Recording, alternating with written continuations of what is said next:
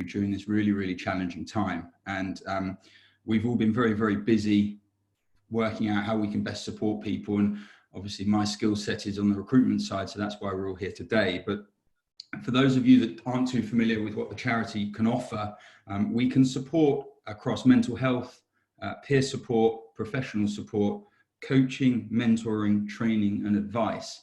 And I encourage all of you just to monitor the website or to reach out to the organisation if you're struggling in any area of the aforementioned situations, because we're here to help as a business. We're expanding on our support services consistently and regularly. So, you know, you're not alone. We're here to help. And trust me, we all know what a horribly challenging time this is. So let's get started first of all on the CV building. And it's very tempting, especially for some of you that have got extensive career histories, to feel the need to document your entire career history and the ins and outs of everything that you've done. But the reality is, and what I'm going to be talking about today, is smart, simple and relevant. And by that, I mean, we've got to realize that now, so more than ever, there are more people applying for jobs. It's the reality of the world we live in. So we need to be dealing with eye-catching, well-presented, well-formatted CVs that's going to catch the attention of your potential new employer or your recruitment agent. So I've got some examples that I wanted to share with you all. And if at any point in time they're not coming up or refreshing, please just say, and we'll make sure that everyone can view them. So what I'm going to show you quickly now is what we would call, and don't be offended, by the way, if anybody's got a CV that looks just like this, because I'm sure if I dug mine out, it probably would look exactly the same. But the reality is now that the CV style has changed, and we really are encouraging all of our candidates to get their CV down to 1 or 2 pages. I think it takes around 7 seconds. You've got around 7 seconds to catch the eye of a potential employer recruitment consultancy. So someone doesn't have 3, 4, 5, 10 minutes to read word for word. They're really going through a CV and looking for keywords that are relevant to the roles that they're recruiting for. So just bear that in mind, that you really need these to be standing out when it's delivered into somebody's inbox. So let's have a look here. Let me pull up what we call a messy CV. Now, these are all CVs, just so you're aware, that we pulled off of the internet. They're just as Google examples. So let me pull that up now. So to most of you, probably don't think there's anything wrong with this CV. And the reality is, well, actually, there probably isn't. But what we can show you moving throughout this webinar is just some examples of some well-formatted CVs that we do think catch the eye of a potential employer.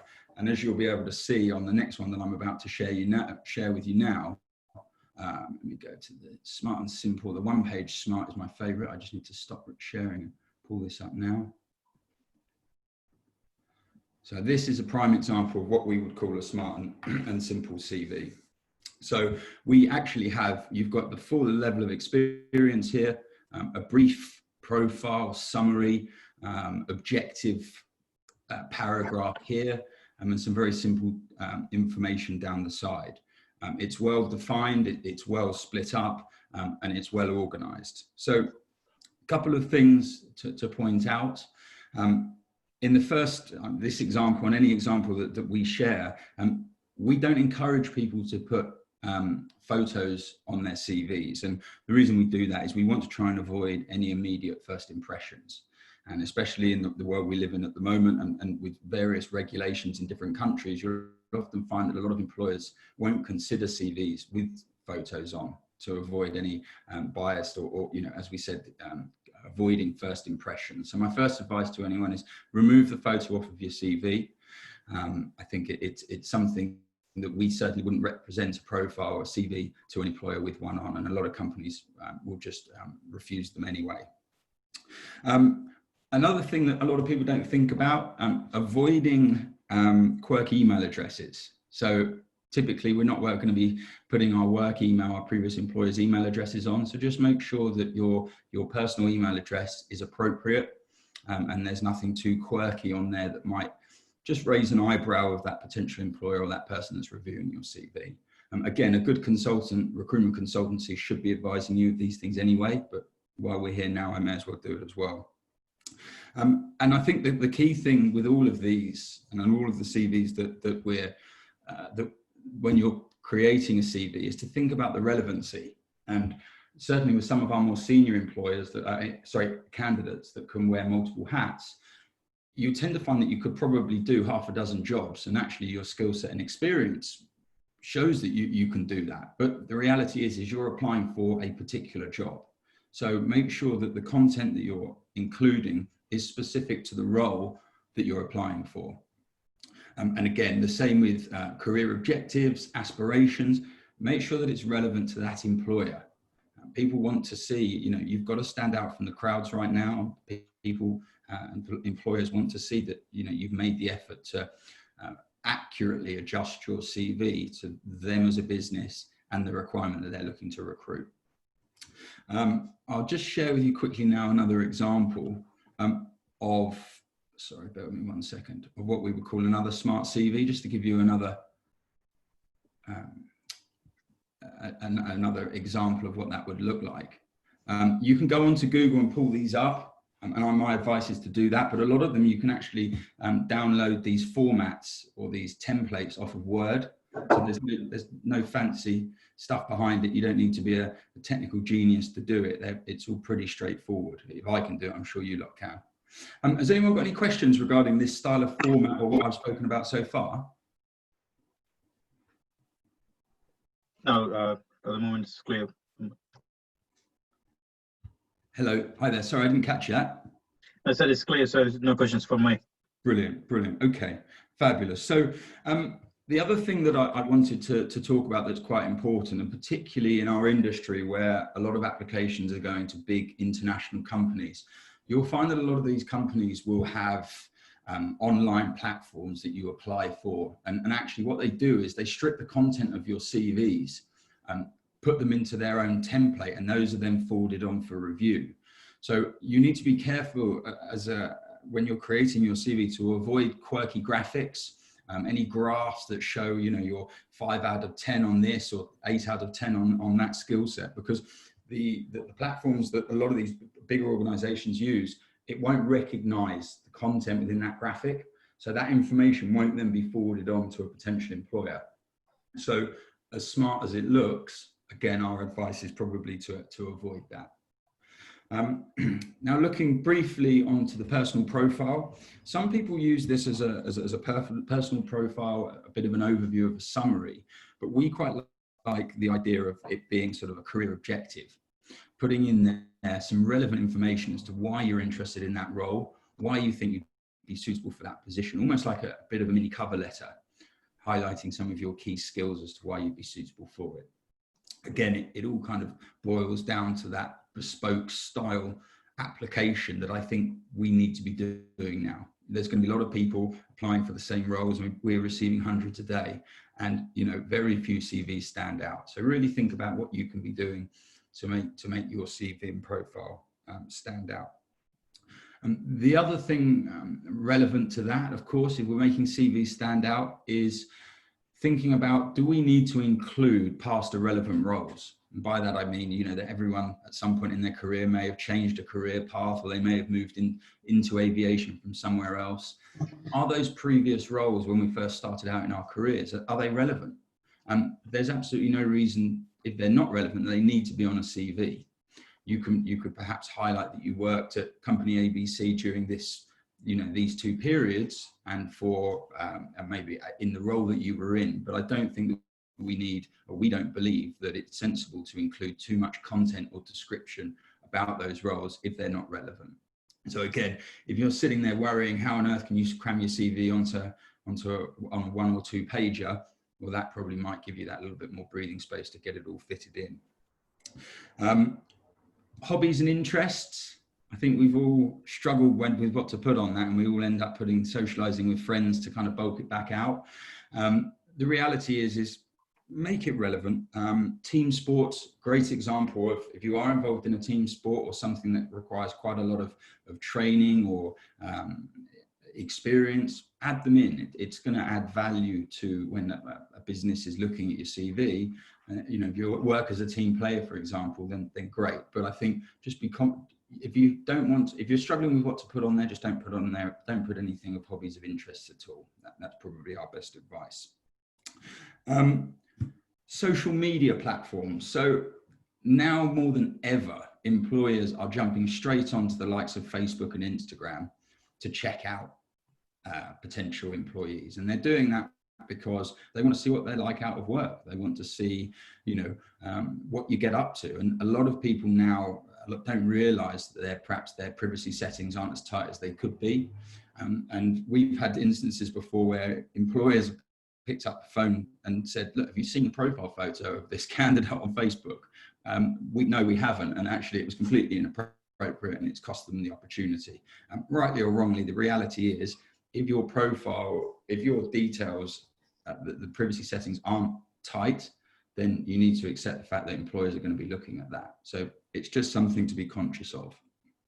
And equally so, on that note, LinkedIn, it's something that we would probably jump onto quite quickly. So make sure that that's up to date again and relevant, and that it's not outdated at an old job.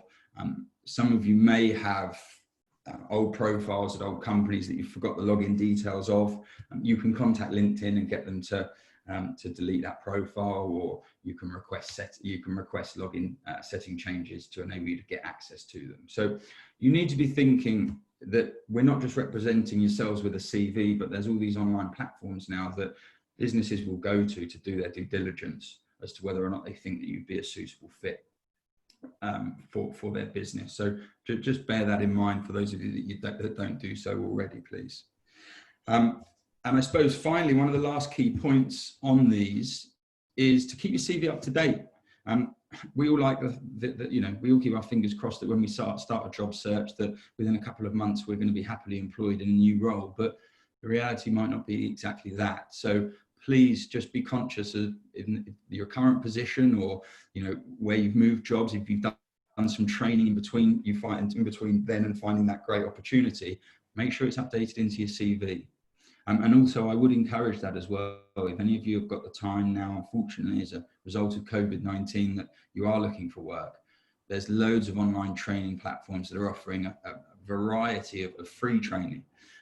Perhaps I can share some of them with you a little bit later on, but it just shows that you're going above and beyond to develop your personal skill set, which is just going to offer more value to potential employers, rather than someone just sitting there waiting for the right opportunity to come along. So I hope that gives you some sort of ideas and some good tips as to what a good CV should look like. It is all just personal preference though, but I think the amount that we look at and the amount of individuals that we represent, I like to think we've got a pretty good idea of what's an eye-catching CV or not. So has anybody got any questions on that, please?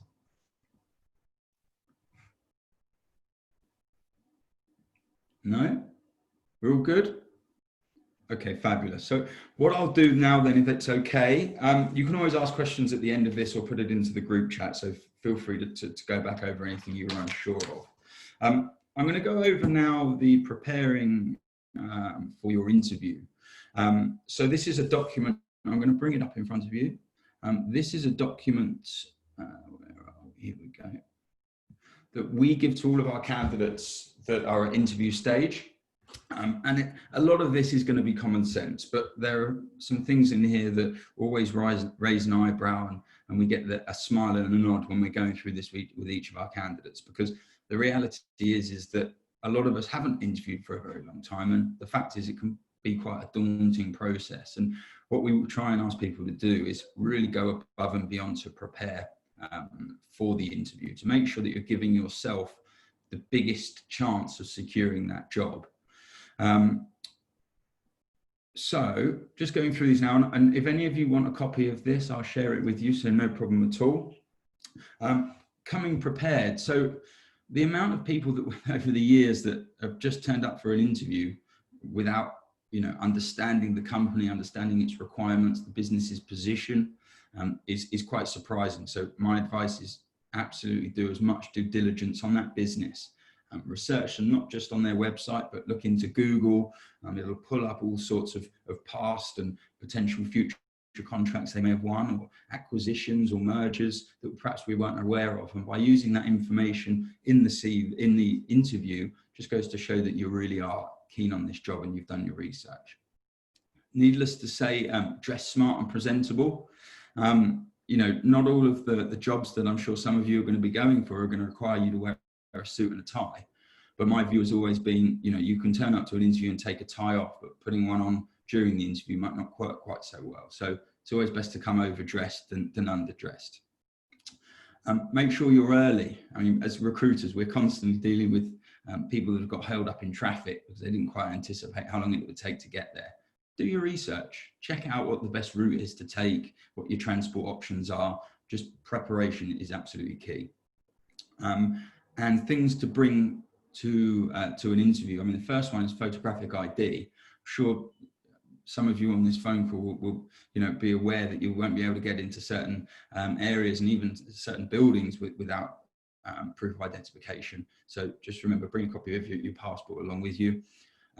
Printed job description, a CV. It's quite important, actually. The amount of managers that are, back-to-back meetings, they forget to print off your CV. Present your hiring manager or the interviewer with a copy of your CV. It just shows that you've come prepared.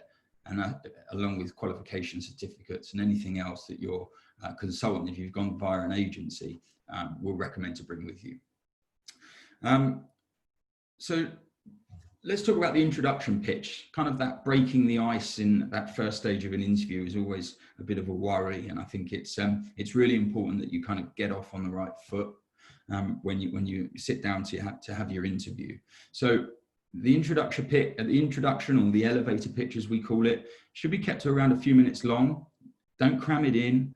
Think about what your primary selling points are for the role. So this is who I am. This is what I'm good at. This is why I think I'd be good for the position, and give relevancy to your experience and qualifications that are relevant to the role and relevant to that business. Again, short and sweet, wrap it up. Finish with why you're looking for the new challenge and why the role is right for you. And don't forget, this isn't a life story. So it's an overview of your recent and relevant professional working experience and why you're suitable. I want you to be constantly thinking, or we encourage our candidates to constantly be thinking, why am I right for this role? Because you need to explain in as much relevant detail as to why you'd be suitable for that position. And as we've said a minute ago, do your research on the company, and your interview panel as well. You never know that someone on your interview panel may have worked at a company or has worked at a business where you know someone there. It's just creating that little bit of more relevancy, I guess. Strengths and weaknesses. So we always get asked throughout an interview all these bog standard questions that you'll find that a lot of interviewers either haven't had the time or haven't had the training to ask more sensible questions, and you'll get some bog standard ones. Tell me about your strengths and tell me about your weaknesses. You need to be prepared for those, because with a simple question like that, you think, oh, I probably know the answer. I'll be able to just read it off the top of my head. The reality is, when you're under pressure and you're in an environment that you're uncomfortable with, it's amazing how quickly things just vanish out of your head before they're able to leave your mouth. So make sure that you've practiced that interview, these questions, and you've got these answers well and truly embedded in your head. Weaknesses is quite an important one. I think it's important to list weaknesses and to give examples of weakness, but the key with this is to give examples of where you've converted those into strengths. So where you've overcome problems as a result of a weakness, and then you've been able to turn it around and turn it into a positive. I think that's really, really important. Career experience with relevance to the position. Again, it's all about making this relevant. Social media, so we've covered these off again. So just to reiterate, make sure that if you have got whatever inappropriate stuff is on there, that it's not available to the public eye. Any questions so far?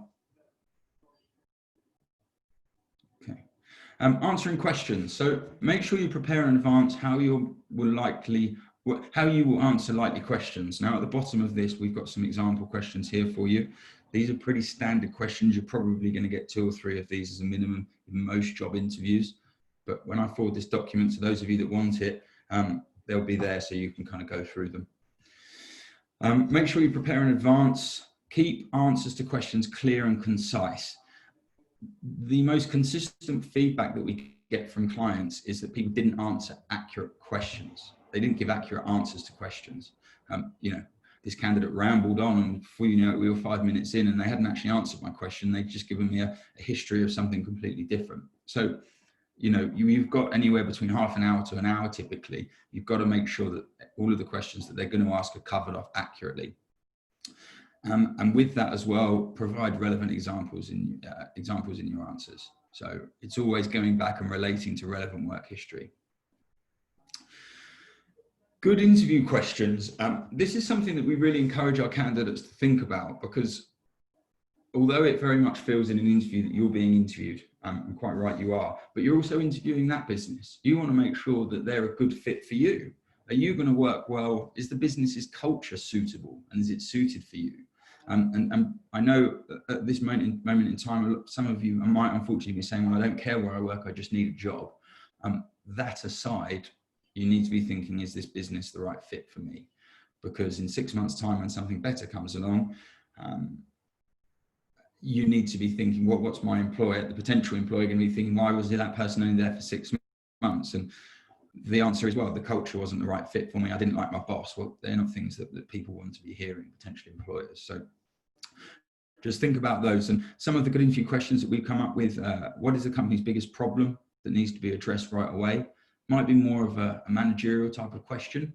If in reality you've got no influence on making that change, then it might not be practical for you to ask that. Describe the biggest challenges in the role.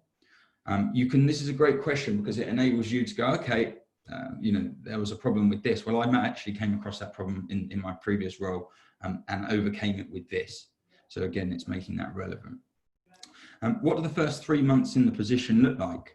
So depending on what job you're applying for, with what's going on in the world at the moment, there's a lot of remote working, which may well be a reality in this position, but actually the first couple of months, it may be that you're required to be in an office for the first few months. So it's always good to understand what that role looks like, what your responsibilities, if they're going to be different moving forwards from that initial first period of time.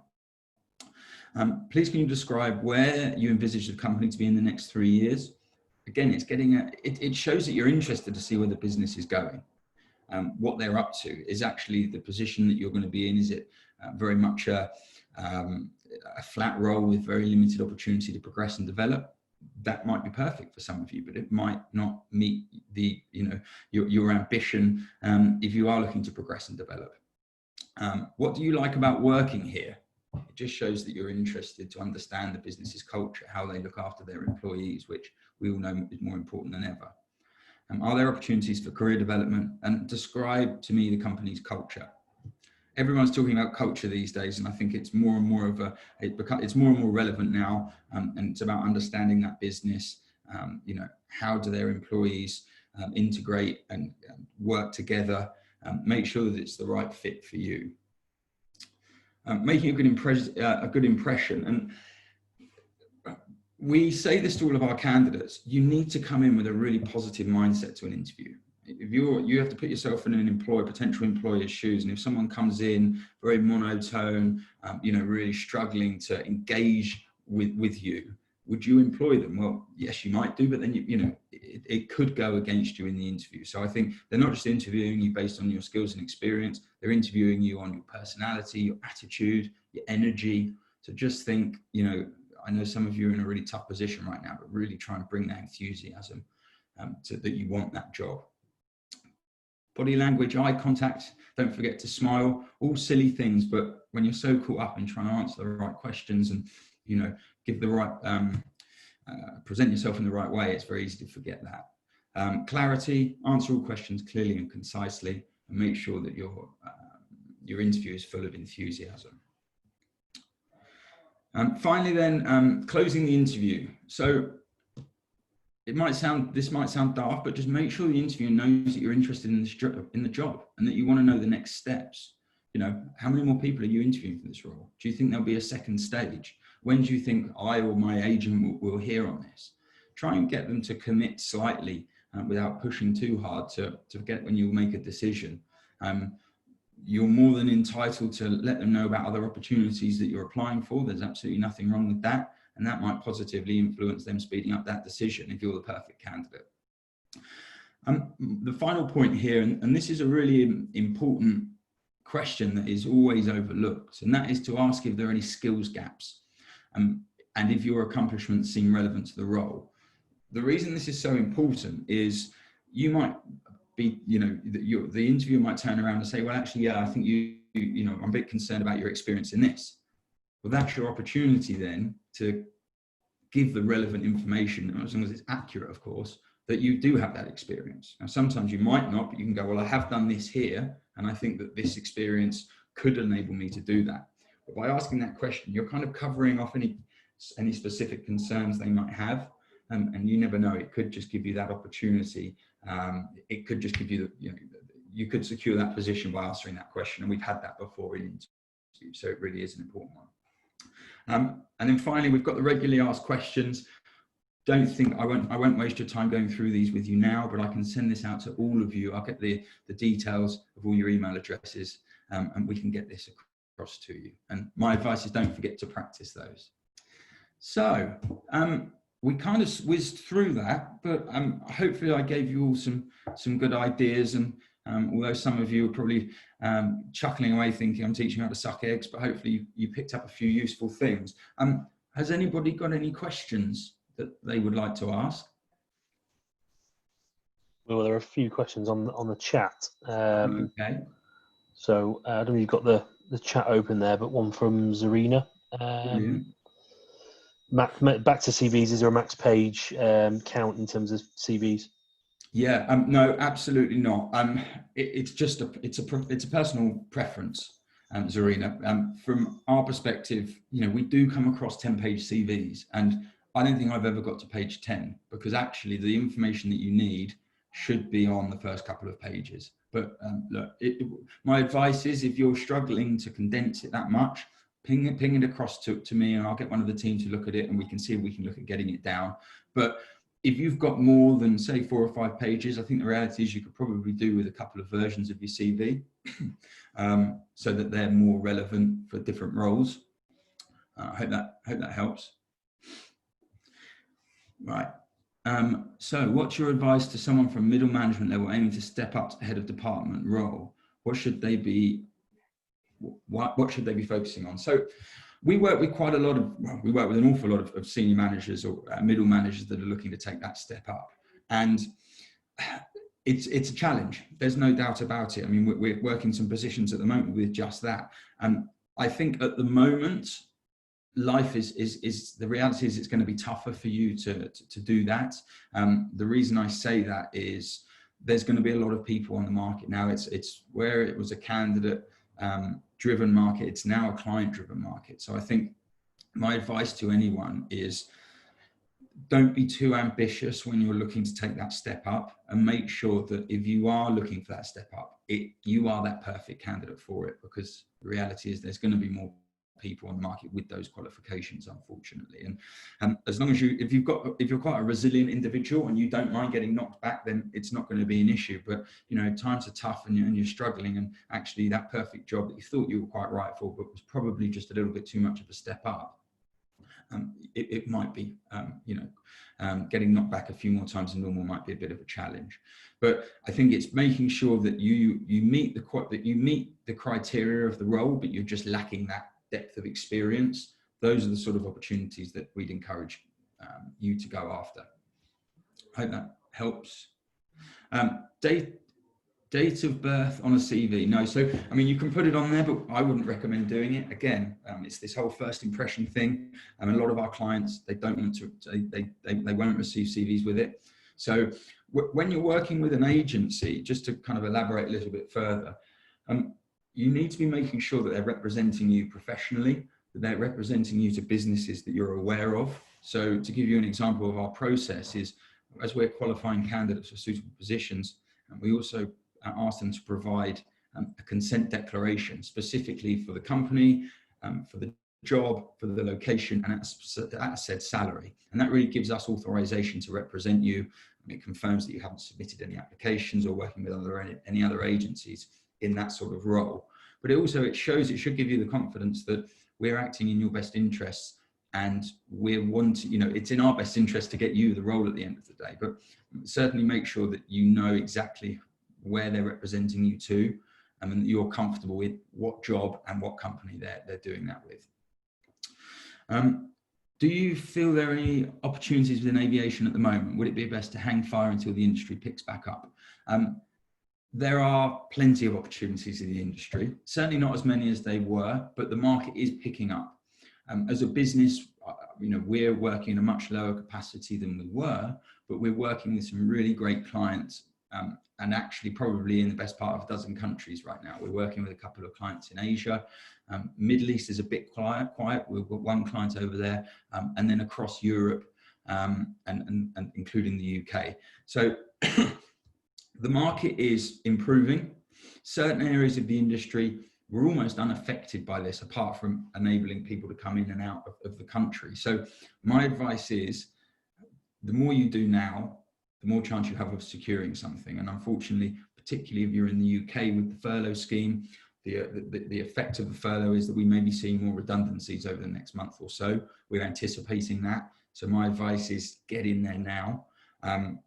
And to help you do that, we don't ask our candidates to work with us exclusively, because unless we can guarantee we could find them a role, we want you to have as much opportunity of securing any position as possible. So you should be registering with 3 to half a dozen good reputable agencies, excuse me, and making as many direct applications to businesses as possible. Keeping your agents in the loop at all times, because a good agent will be working in the background, even if you haven't heard from them for a few days. But there are opportunities. We've got such a resilient industry. It's so dynamic, it's so innovative, that it's only a matter of time before confidence comes back and they start releasing those roles. I mean, we've probably got the best part of 40 to 50 jobs that are currently on hold, and we're waiting for the green light from our clients once their confidence is back, and the whole process of contracts reopening has come back on. I hope that answers your question. I'm currently under consultation for redundancy. What would you recommend I can be doing to help myself?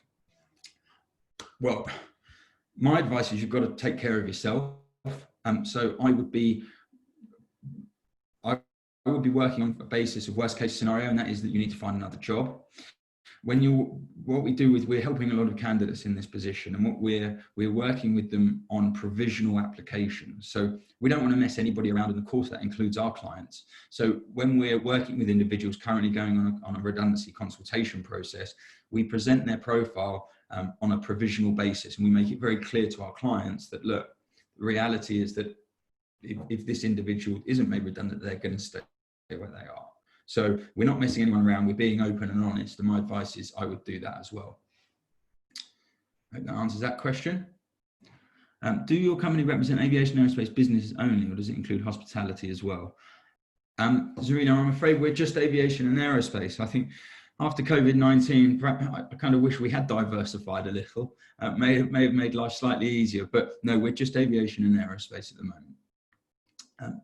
Do you put years you have worked in the previous company that probably give the employer an insight of your age? I always encourage to put in accurate timescales, because I think employers want to understand how long you've been in a role. I wouldn't look into the age thing too much, because you're absolutely right, someone could add that. And from our perspective, age is absolutely irrelevant. It all comes down to suitability and experience. And my advice is you really need to take that mindset.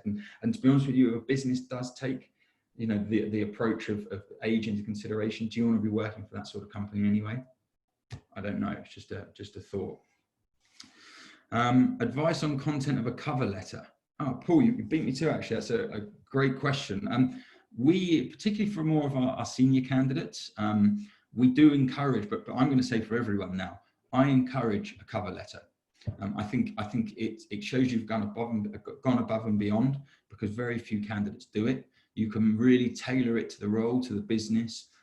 So my advice is go for that. It needs to be a one-pager, again, not an essay, short and sweet and relevant, really pulling out your key experiences against the core requirements of the position. It's just, again, acknowledging the fact that you understand the role, you understand that business, and this is why you'd be right for it. So yeah, absolutely. Great idea on a cover letter, Paul. Is that everybody's? Have we covered off?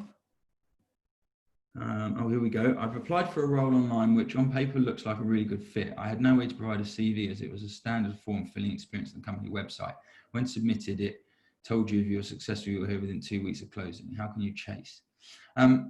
So Nick, my advice would be, I'm assuming this was a direct employer. If it was, ports of call are LinkedIn, see if you can identify a hiring manager through LinkedIn, Googling the company to see if you can uncover a phone number, ask to be put through to the hiring manager if you think you know who that is. I think it's really important. There's a really fine line to be being proactive and then being a bit of a pest. That's our job, you know. Okay, direct is slightly different, and you don't want to be seen as over chasing. I think that can have a negative impact on the application process. But as an agency, we kind of perfected that fine line balance of chasing, but not too much, to make sure that we're pushing forward for interviews and for feedback as quickly as possible. But then again, the reality right now, Nick, is that businesses, you know, for us and for you, recruitment is a priority, but for them it may well not be. So we do need to understand that as desperate and as enthusiastic as we might be, there could be a million and one other things that hiring manager is doing that takes priority. So I think polite, professional email or follow-up phone call to say, look, I'm really keen on this job. I just wanted to check that you received my profile. Absolutely brilliant. And I'd encourage that. Hope that's answered your question. A best way to get your CV over to us and onto our records. So I'll put my email address on here now, actually, while we're doing it. And you can send that through to me. You'll get an email confirming that we've accepted your profile, that we've received it, that we're adding it to our database. Then what we'll do is we distribute that with our internal recruitment teams here. Should any suitable opportunities come up, we will contact you first. We'll furnish you with all of the details, make sure you're suitable and fully qualified for the position. Prior to then processing the application, we'll then send you a consent declaration. You pretty much copy and paste, send that back to us. That gives us authorization to represent you. And then we'll submit your profile to our hiring manager or HR team within that business. So that's the process, how we operate. And then, of course, subject to interviews and things, we send full confirmations, and we go through the document that I went through with you on a sort of a one-to-one Zoom call to prepare you for it as well. So check no spelling mistakes. Right, that's my email address, so please feel free to share. And going back to what I did say, everyone, you know, there's nothing wrong with registering with half a dozen good agencies. I wouldn't register with everyone, and I would do your research into them first. Make sure they're reputable. Speak to them about what their process is, the sort of companies they work with, how they will manage your data, to make sure that they've got some understanding of what they should and shouldn't be doing. Any more questions? Hi Will, it's Joe. I've got a question for you. Hey Joe, far away. Hi, yeah. Firstly, thank you very much for your insight. Really useful. One of the things that I've noticed during my searching for roles is that traditionally organisations have looked very much at competencies and skills, but increasingly now I've noticed they're looking at values and behaviours. So I think just as a build to what you've already said, it's a case of finding out if that organisation has any values it's published online, and also about yourself. What are your own personal values and what's your leadership style, so that you can be a bit more authentic when you put your application in? It's such a big point nowadays, and that, I suppose, what it comes back to when I said about you know, that whole mentality of going for an interview. Yeah, you could do the job with your eyes closed, sitting on your hands, but actually, if you're not going to be the right fit for that business and not aligned with their values and their vision, then the reality is, unfortunately, that you may not be suitable. They may not select you for that role. So I think it's really important. It's a great point, Joe. Make sure that you're aligned with them as a business and that you feel that you'd be a good fit. That wasn't quite a question, but I think it's a really good point, Joe. So are you happy with that? Yeah, that's really good. Thank you. Brilliant. Okay, everyone. No more questions? All right. Well, look, first of all, thank you so much for taking the time in the middle of a Monday to go through this. And I really hope that it's added some value. And luckily, we've been able to record this one. So if any of you want to, go back through it or ping me any questions you have, we'd love to be able to help you. And as I said earlier, Aviation Action has been set up to support people in all different ways and capacities. And we're building on the ability to be able to offer more services daily. So best of luck, everybody. We're going to be here fighting for you, do what we can. Stay strong, the industry will bounce back. Just remain positive. I'm sure there's the perfect job out there for you somewhere. So thanks a lot. And yeah, Chris, thanks so much for organising this. I wish you all the very best, everyone, and thanks so much for your time. Thank you. Thanks, Rob. Take care. Bye-bye.